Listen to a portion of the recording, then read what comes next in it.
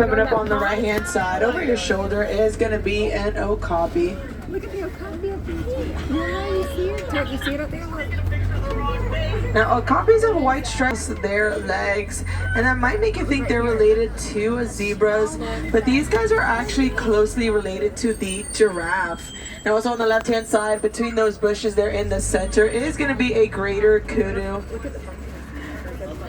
Greater kudu get their name for being the largest of the kudu species.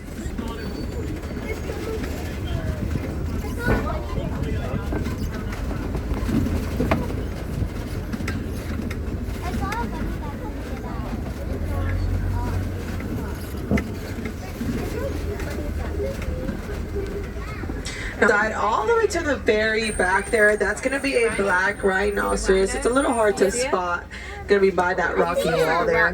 Now these guys are going to be the smaller species of rhinos, but they're still going to 3,000 pounds. Now since 2015, their numbers have doubled, and they have a prehensile tipped lip that's going to help them pick up those branches and those leaves from the ground.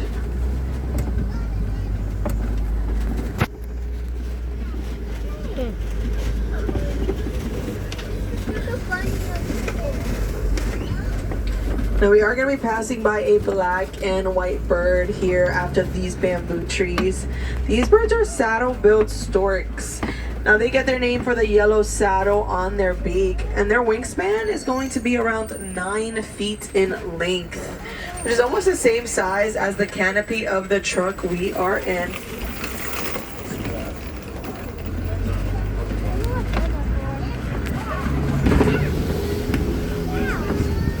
Now, trees and vegetation are very important resources for a lot of the animals that live out here.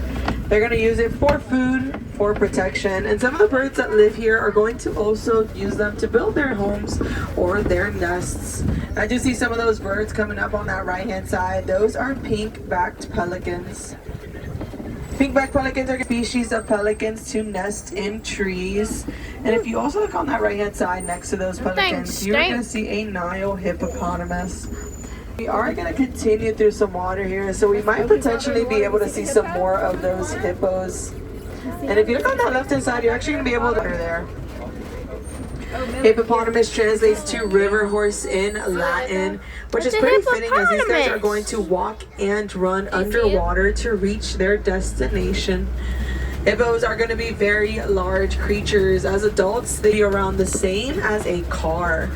Now, as we continue through the river here, if you look into the water, you're actually going to be able to see one swimming, and you're going to be able to see those toes there. Oh, look.